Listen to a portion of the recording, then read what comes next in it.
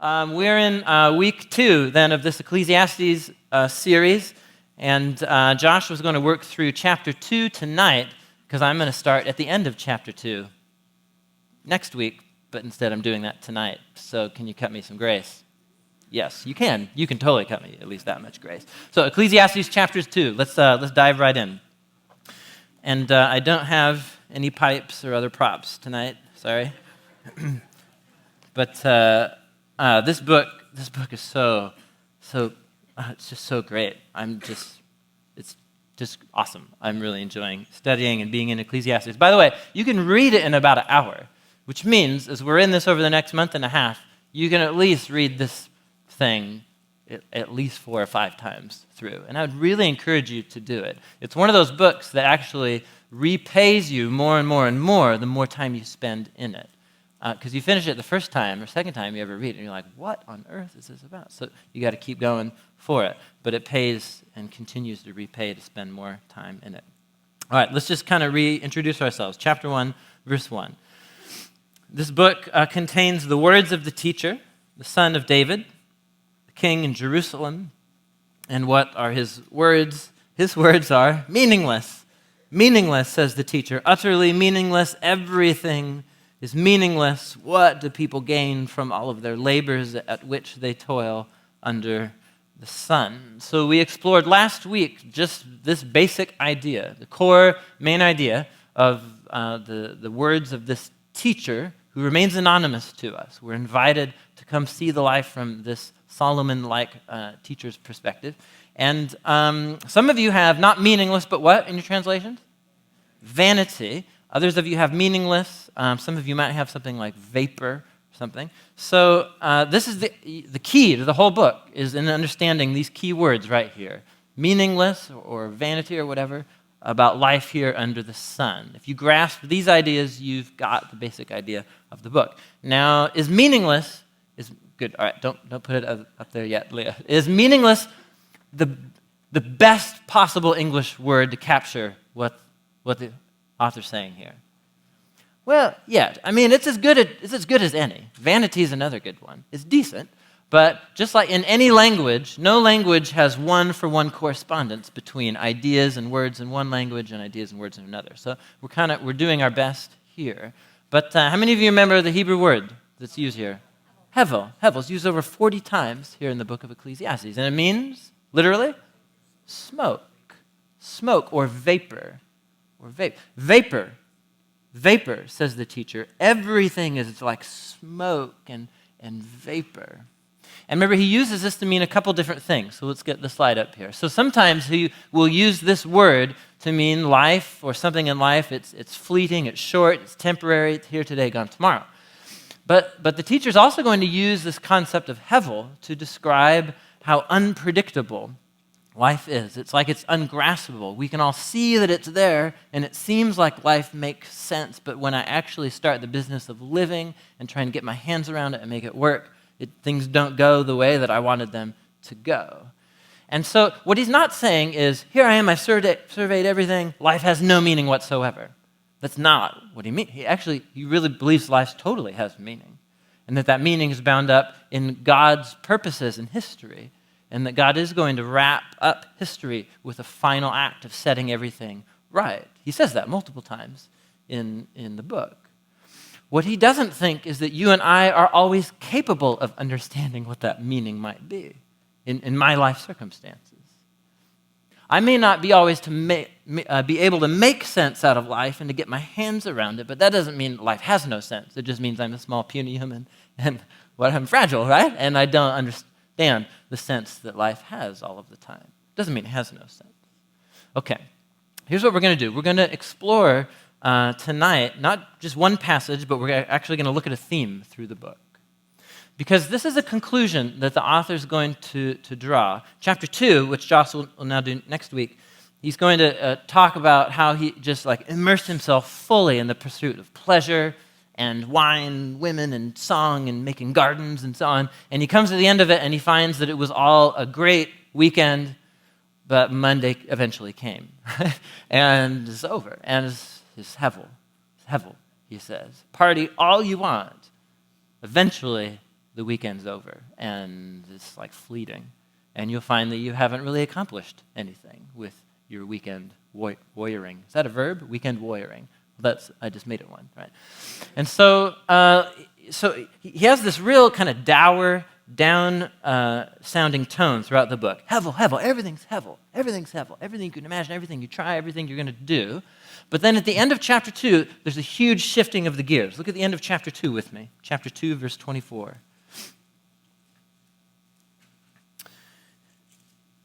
He says, a person can do nothing better than to eat and drink and find satisfaction in their own toil.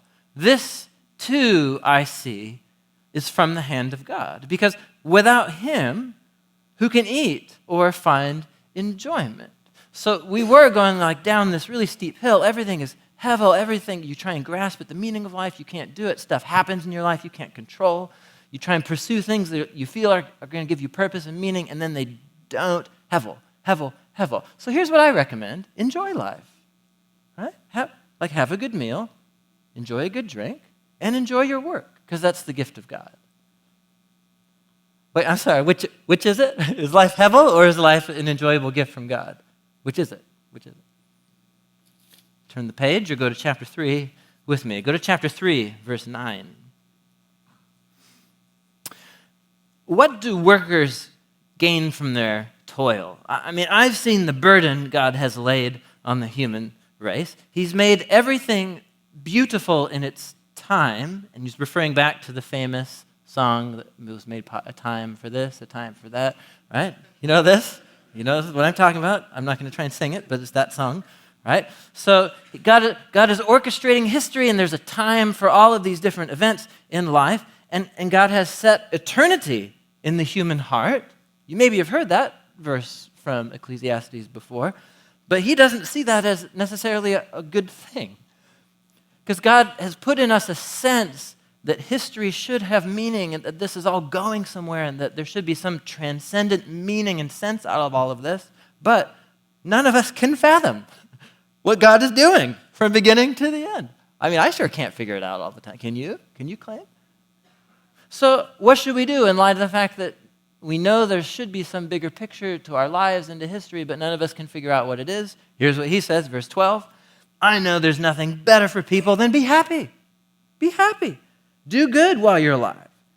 Each of them should eat and drink and find satisfaction in their toil. This is the gift of God. Go down to verse 20. Everybody's going to the same place. We all came from the dust. We're all going back to the dust. I mean, who knows if the human spirit rises upward or if the spirit of the animal goes down to the earth. Animals, humans, we're all going to disintegrate back into dust again. So how then should we live? So there's nothing better than a person can do than to enjoy their work, right? Because that's their lot. I mean, who can bring them to see what will happen after them? You're not in control of your life. You know you're going back to dust again, so at least have a good time. How you guys doing? Right? We're like, is it, what's wrong with this person, right? So go to chapter 5. It gets better. It gets better. Chapter 5, verse 15. Everybody comes naked from their mother's womb, and as everyone comes, so they depart. They can't take anything from their toil that they can carry in their hands. And this is a grievous evil, because as everybody comes, so they depart. I mean, what do we gain? Since all our lives we're working, and we're toiling for what? For the wind, I guess. And all of the days, our days, we eat in darkness with great frustration and affliction and anger. So here's what I observe to be good. It's good for a person to eat, to drink, to find satisfaction in their toilsome labor under the sun during the few days of life that God has given them. This is their lot.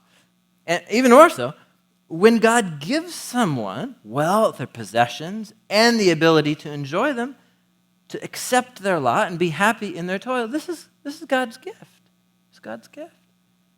They seldom reflect on the days of their life because God keeps them occupied with gladness of... Wait, so is life meaningless and hevel and chasing after wind, or is life a gift of God that's meant to be enjoyed? Which is it? What's wrong with this guy? Right? Keep going. Oh, it doesn't end. No, it doesn't. Go to chapter 8. Chapter 8, verse 14. This one's really good. Chapter 8, verse 14. Here's something hevel that occurs on the earth. Here's something that seems to make no sense. The righteous get what the wicked deserve, and the wicked get what the righteous deserve. This, I say, is hevel. And do you agree? This is totally hevel. No, this is an enigma. It's a paradox. How does this make sense? I don't know. So here's what I commend. The enjoyment of life.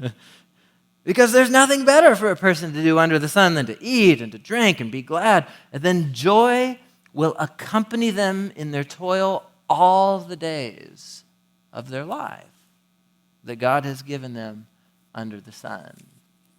Chapter 9. How you guys doing? There's 7 of these passages. We're a little over halfway through. Stay with me. Chapter 9, verse 3. Here's another evil that happens under the sun.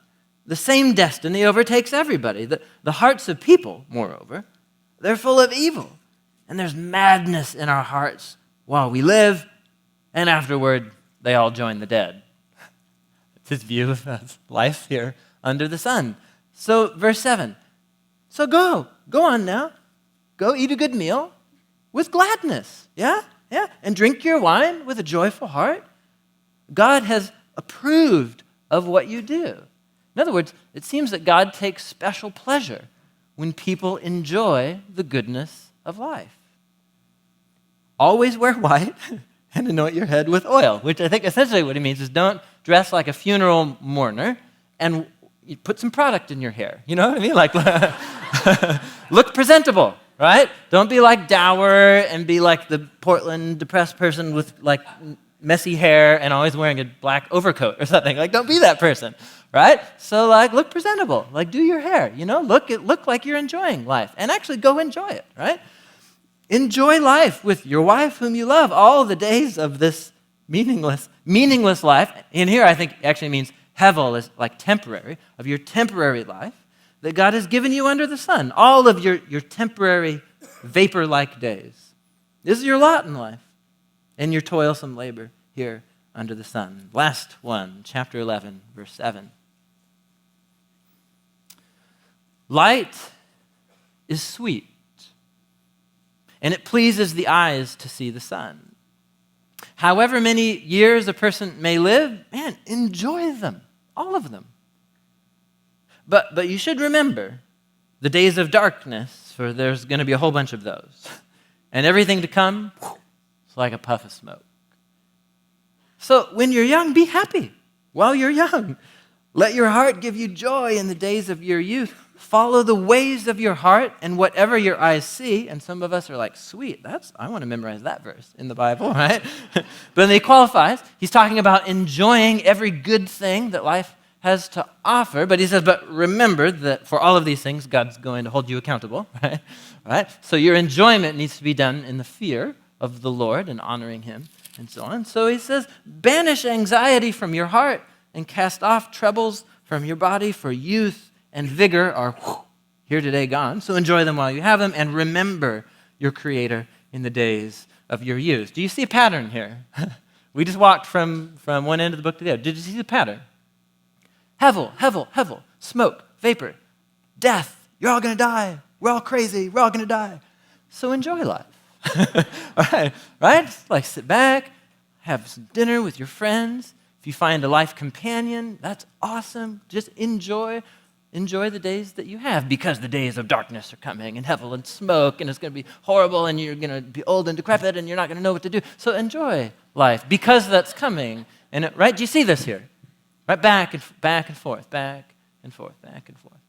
So we read this, and we think this guy's crazy, whatever. Like he has two people in his head or something. Like what's wrong with this person?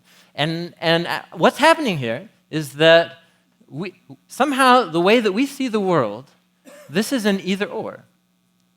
Either life, I can't make sense of life all of the time. I don't always know what's going on. I'm in a perpetual state of bewilderment about my life. So I'm going to mope around and do nothing because whatever. It seems meaningless to me. Or we have this like starry-eyed optimism and like God is going to make all my wildest dreams come true or something like that. None of us actually say that, but many of us actually live like that, right? And because we're very disappointed when God doesn't underwrite our dreams, right? And so we begin to resent God and so on, but at least we're going to go pursue and follow whatever is in your heart, all this kind of seeing life through rose-colored glasses. And what the teacher is going to say is actually this is not an either-or. See, we see failures in life and disappointments as obstacles in my way to a life of joy and fulfillment. And he's just going to turn that right on its head. Because he's going to say, actually, it's life's failures and disappointments that are the key to embracing a life of true joy here under the sun. We see failure as an obstacle. The teacher sees life's failures as an opportunity to embrace true joy. Why? So let me frame this in a few different ways.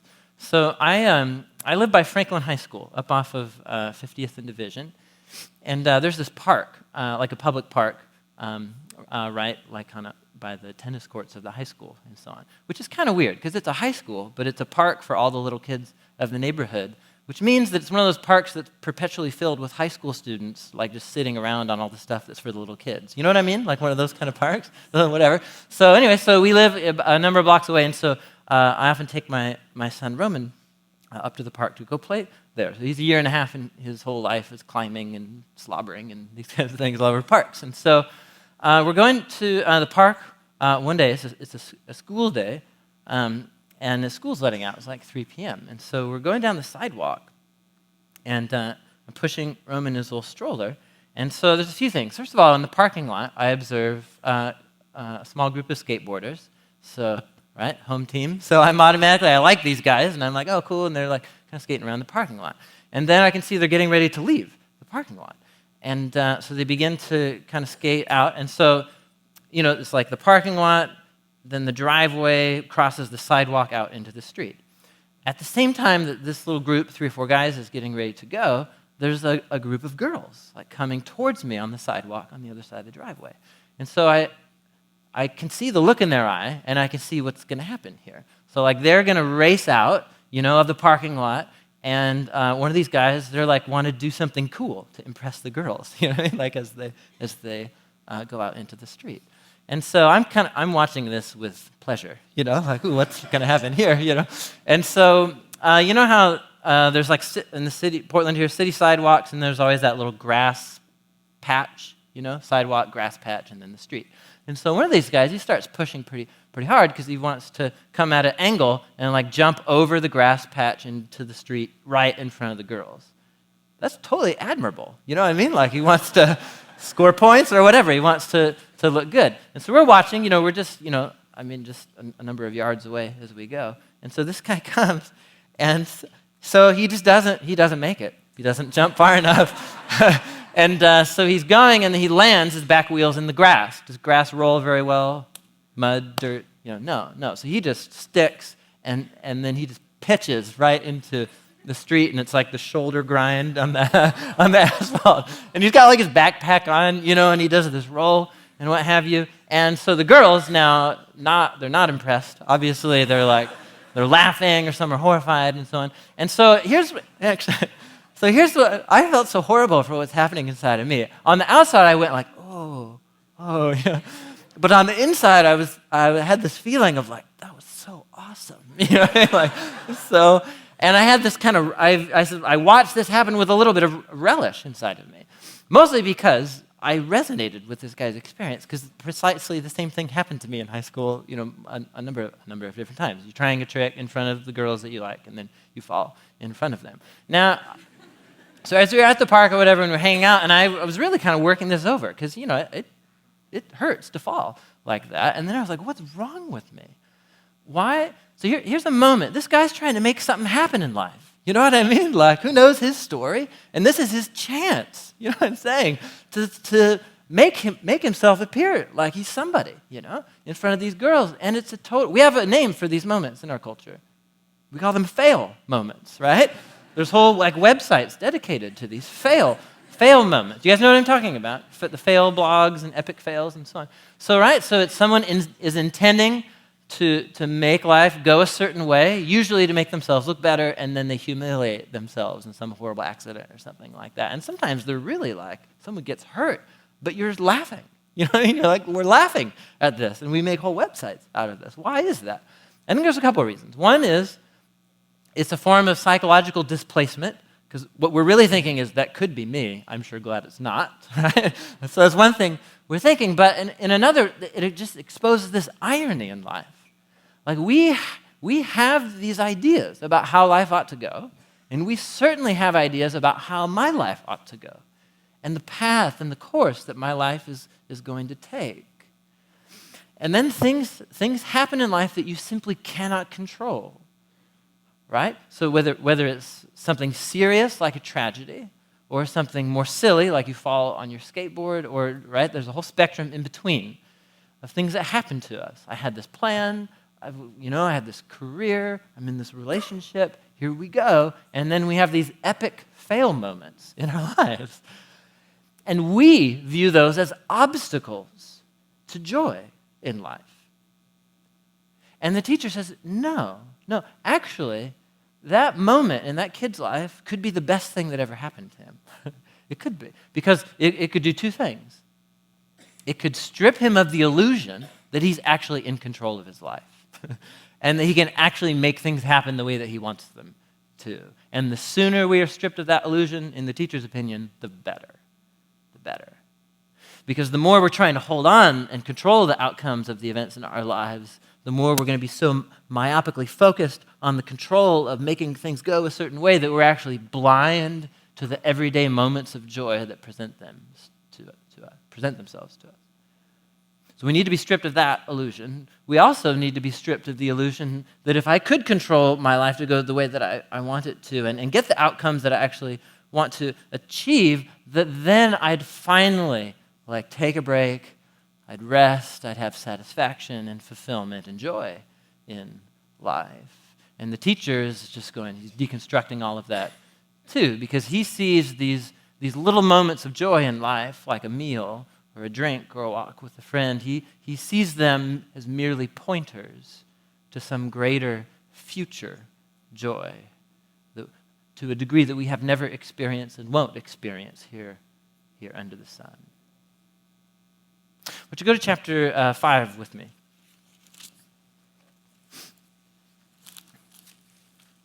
How you guys doing?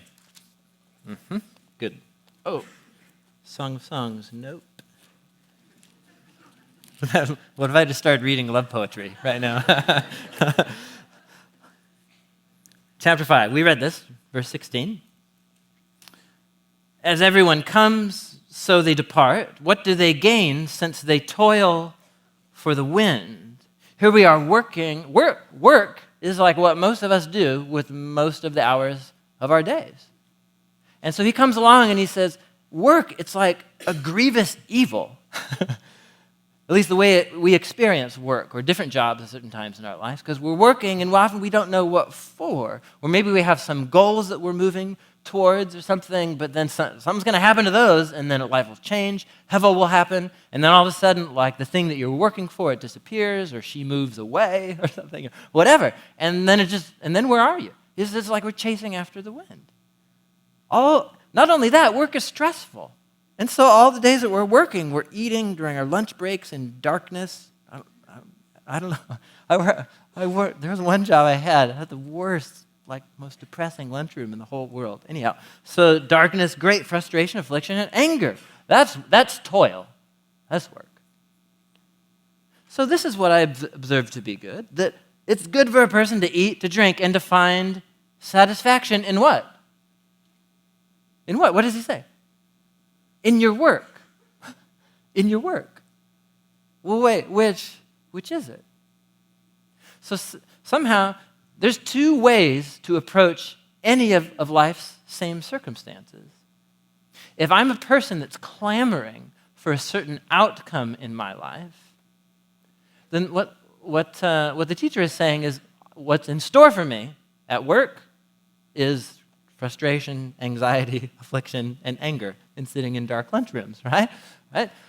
But if my beginning point is not working so that I can achieve my plans and certain outcomes or something, and that's what this is all about, if my beginning point is I release control of the outcomes of my life, then I'm freed to actually begin enjoying simple moments like having a good meal and having a drink with some friends and actually seeing the funny, ironic things that happen in this workplace that I used to think was horrible, but once I got over my control issues, I could actually see that there's some beauty and goodness in these people that I'm around here.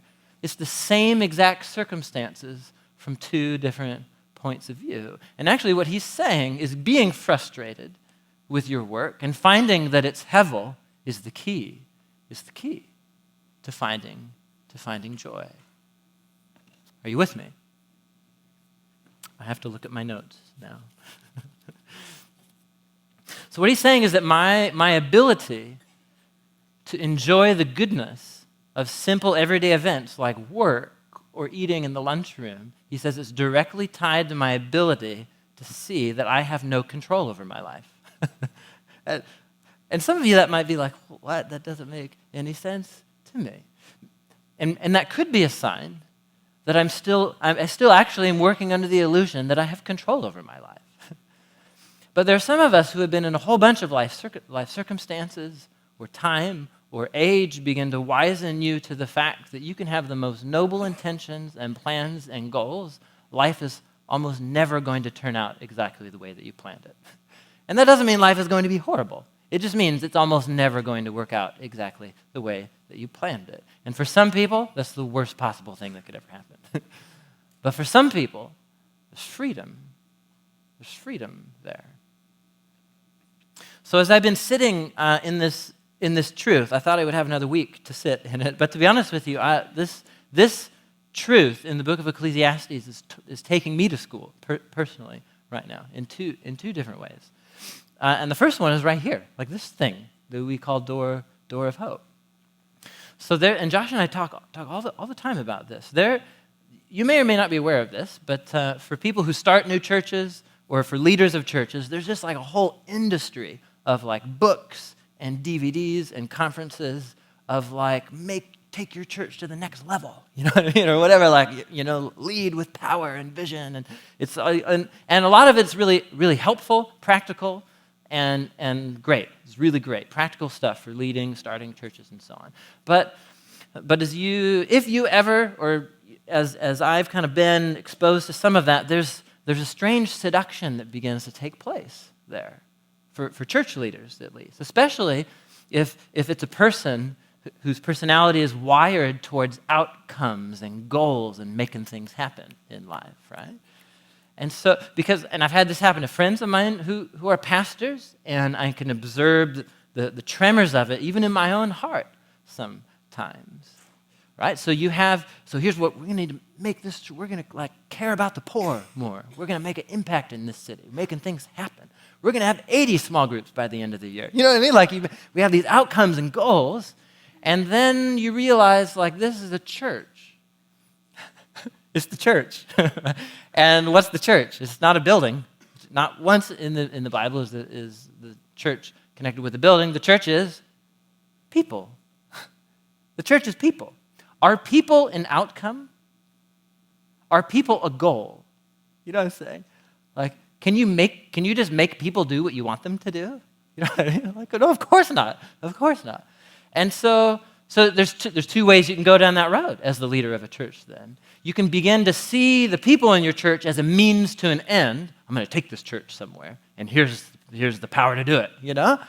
And then when that doesn't work out, then you get pastors or leaders who become like resentful of the people that they're called to shepherd because they're not responding the way that I think the church ought to. You know what I'm saying?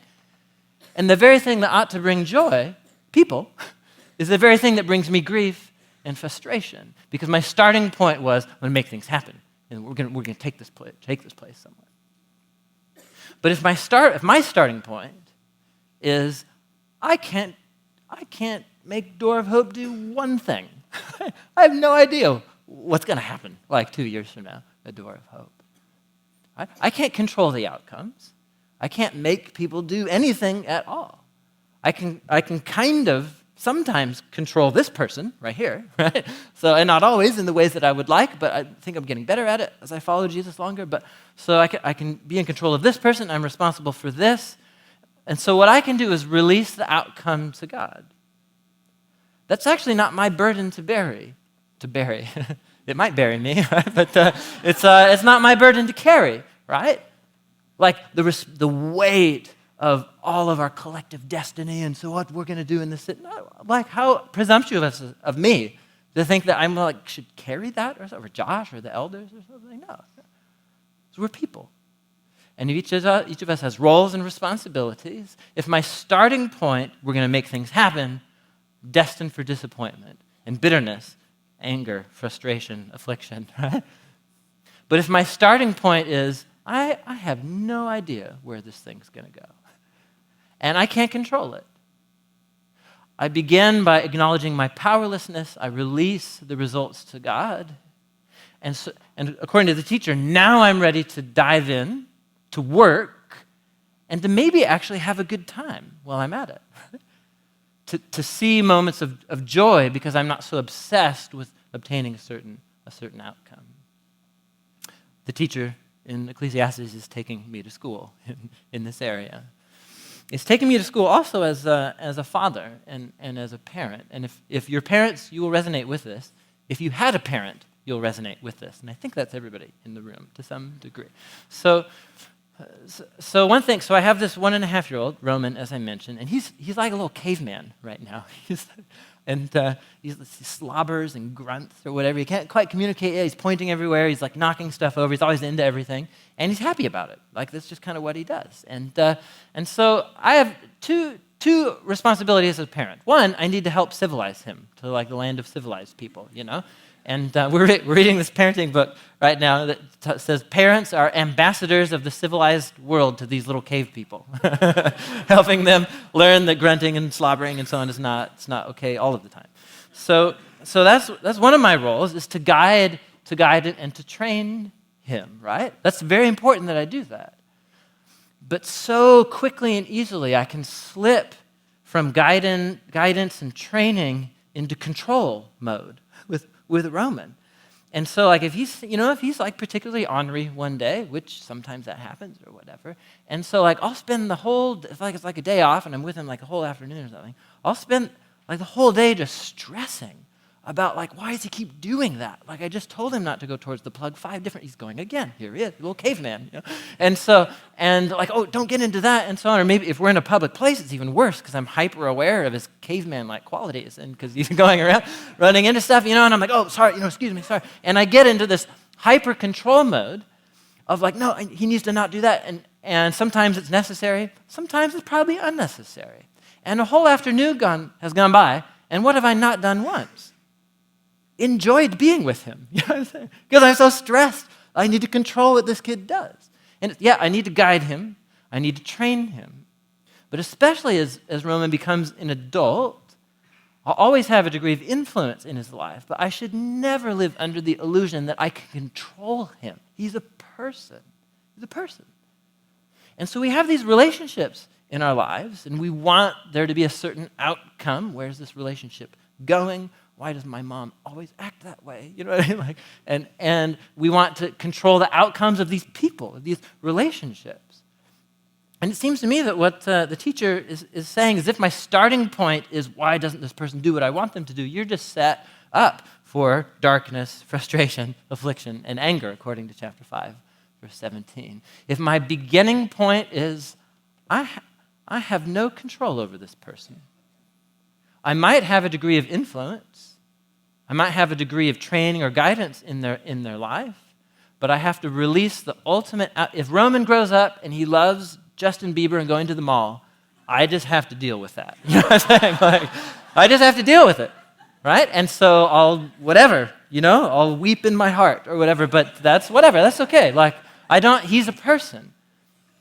I shouldn't carry the burden of thinking I'm responsible for his destiny. I'm responsible for a big part of his destiny, more than most other people, because he's my son. But I need to begin by releasing. This kid was given to me as a gift. He's not mine. He's on loan to me for a while, right? And I can influence, I have a role. And what it frees me to do is to just wholeheartedly dive into being a dad and to have open eyes to these moments of joy when he says really silly things. He said shoe today for the first time. He was looking at my shoe. He was like, shoe. And they tried to stand in my shoes. You know, it was this really beautiful little moment and so on. It's because I wasn't in stress control mode because I was stressed about preparing a sermon. Right? So that's what he's saying. The same exact events, work, life, relationships, he's going to go through all of it in the book. They'll either be hell to you or a taste of heaven. It depends on whether you're willing to give up control of where this train's going. Failures, disappointments, frustrations in the teacher's mind are the way into enjoyment in life. And especially, go back to chapter 2 with me. There's a second illusion, the final illusion that he's trying to strip us of. Look at chapter 2, verse 20. And we're going to come back to this passage. We're going to spend a whole Sunday talking about the meaning of work in Ecclesiastes. Verse 20. He says, "So my heart began to despair over all my toilsome labor under the sun." Because, look, a person may work and labor with wisdom and knowledge and skill, but then you got to leave it all to somebody else who hasn't worked for it. This is hevel. It's a great misfortune. I mean, what do people get? What do you get for all the work and the anxiety and the striving that we're working for here under the sun? All their days' work is like grief and pain. This is a big issue. What do you get? What do you get out of this? You work so hard, what do you get? And so in the teacher's mind, we're all here like working and striving. We're like the skateboarder kid. We're trying to make things happen here. And for all kinds of different reasons. We're trying to get something out of life. We're trying to get admiration. We're trying to justify our existence in the universe. We're trying to make ourselves feel competent in the eyes of others, in our own eyes. We're trying to get joy. But somehow, paradoxically, he's saying joy never comes if you're trying to work for it. And if you're trying to do all of these life accomplishments, you might get little bits of joy, but eventually you'll see that they're hevel too, because the weekend always ends and Monday always comes.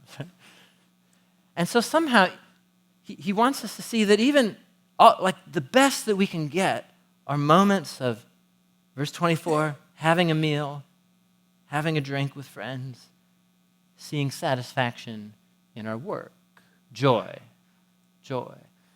He's trying to strip us of the illusion that even under the best of circumstances, we're going to find ultimate satisfaction and fulfillment. We want to control life because we think I got 70 years, and even if I say I'm a Christian and I say I believe in Jesus' return and the new creation, virtually none of us actually live like that, right? We actually live as if all we got is our 70 years. And so we control these 70 years because we want to maximize pleasure and minimize pain. And what he's essentially saying is even the maximum amount of pleasure that you can get for yourself out of controlling your life here, I mean, it's actually quite minimal. It's actually quite hevel. Monday always comes. And the capital M Monday, the grave, it's coming and none of us can stop it. And it reduces all of our pleasure or work to hevel, he says. So why does he commend having a meal and a drink with friends and trying to find the joy in little moments in life? And this struck me because, did you notice, every single passage that we read about being happy and joy involved what two activities? Eating and what? And drinking, right? Feasting. Why did he choose that image? Why did he choose that image? Feasting is one of the most common biblical motifs and themes from cover to cover to describe what human beings are made for. So eating and drinking, it's actually what we're doing. We're engaging in mystery every time you open your mouth and eat something. You're acknowledging your dependence on something outside of yourself every time you open your mouth and eat. Did you produce all of the food that you ate? No, and McDonald's sure didn't. You know what I'm saying? Like, they got it for somewhere else. You know, who knows where that came from, right? So every time we open our mouths to eat, we're acknowledging my fragility, my smallness, my dependence on larger forces at work outside myself. And so when we eat, we're just announcing our dependence on others. And when we eat, typically it's with others. I'm announcing that I need others in my life and relationships. So feasting is what God and humans were doing in the garden and so on, all the fruit trees that God made, and it was God and humans in the garden. It was great. Feasting is the image of how Israel was to enjoy the promised land. Every 7 days they're supposed to have a big feast and rest from their labor. Feasting was what Jesus did with all of the wrong people, right? At least in the eyes of religious leaders. Eating and drinking to announce and celebrate the fact that God's kingdom has finally arrived in Jesus and he's come to rescue his world. And feasting is the last moment of the story in Revelation as heaven and earth come together. So the author of Ecclesiastes, the teacher, this is not like incidental that he chooses. Feasting is something we do every day where we have a chance to make the relentless movement of time, to make it stop for a second. And we pause with others, and I remember my smallness, my dependence, my need for other people. And in theory, you're hungry, you eat, and then what do you experience afterwards? Satisfaction. It's not permanent, but it's a short, momentary state of just pause and rest, people, food, all is well. Right? It's a little, feasting is an image of shalom and well-being in the scriptures. But the moment that we see like Big Mac as like the thing in life, none of us, that was ridiculous. We would never see that. But the moment that we look for feasting, moments of feasting, we try to manufacture those moments of joy and feasting and so on. I mean, Portland, holy cow, you could feast every night of the week, you know what I mean, at a new place. And it might be fun for a while, but Monday always comes, and capital M Monday is always going to come, you know. It's hevel. And so feasting, I think in the teacher's view, is a forward-pointing symbol to what he says in the last words of the book. Fear God, for he's going to hold all of us accountable. He's going to bring a moment of justice to set right all wrongs and restore his world. And when we feast, we pause for a moment, and we experience a momentary sense of shalom with those around us. And in theory, we remind ourselves that all of my experiences of joy in life, they're just little breadcrumbs that I'm following in a trail that lead to the great wedding feast of the Lamb and the reuniting of heaven and earth. And when I mistake the small momentary joys of day-to-day life for the real thing, it's hevel. Because Monday always comes. So it seems to me that the teacher is not schizophrenic. Death, hevel. So enjoy life. What he's actually saying is that recognizing my lack of control and recognizing that my life here under the sun in a broken, compromised world, I shouldn't expect this to be heaven on earth. Why should we expect that? It's clearly not. It's a world compromised by evil and by sin and selfishness and our own stupidity. You know, why would we think for a moment that we can find ultimate shalom here in these 70 years? But we do all the time. Let me close with some words from Blaise Pascal. Anybody? Blaise Pascal. He was a 17th century French Christian philosopher. Whoa, that was a lot of words. But he describes the restlessness inside of us that causes us to believe in the illusion that we can control our lives and that we can find joy here. He puts it this way. He says, we're never satisfied with the present. We anticipate the future as too slow in coming, as if we can hasten its course, or we recall the past to stop its too rapid flight. We are so unwise that we wander about in times which are not ours, and we don't think of the only one which belongs to us. We are so idle that we dream of those times which are no more, and we thoughtlessly overlook the only one that exists. It's because the present is generally painful to us. And we conceal it from our sight because it troubles us. And if it just happens to be delightful to us, we regret to see it pass away. Next paragraph. We try to sustain it by the future and think of controlling matters which are not in our power, and so we're preparing for a time which we have no certainty of reaching. Each one of us, let's examine his thoughts, and he will find them all occupied with the past or the future. We scarcely ever think of the present, and if we think of it, it is only to take light from it to arrange the future. Isn't this great? This is so depressing, but enlightening at the same time, right? So the past and the present are our means, and the future alone is our end. And so we never live, but hope to live. And as we're always preparing to be happy, it is inevitable that we should never be so. That's precisely what the teacher is saying. The moment I give up the illusion of control and the illusion that life here under the sun can give me the ultimate shalom I'm looking for, then we're in business to enjoy and to see life as a gift from this one who loved me, who created me, and despite my own sin and folly, who gave his life for me to save me and to give me new life. It's then that I can experience joy. Amen? I don't know how this speaks a word of God to you, but I would just put it out there. And as we go to the bread and the cup and into a time of worship, I would just encourage you, like Pascal says, examine our hearts. Are any of us like white-knuckled, clenching our teeth, holding onto a person or situation or a certain outcome that's robbing you of joy? Listen to the teacher. Are there any of us under the illusion that this person or career or something in my life, you realize I'm working so hard because I really think this is it. This is the best it's ever going to get. It's an illusion. So it's a pointer to the best that's yet to come. That sounds cliche. I'm sorry. The best that's yet to come in the new creation. So let's examine our hearts as we go into worship. Let me close us in prayer.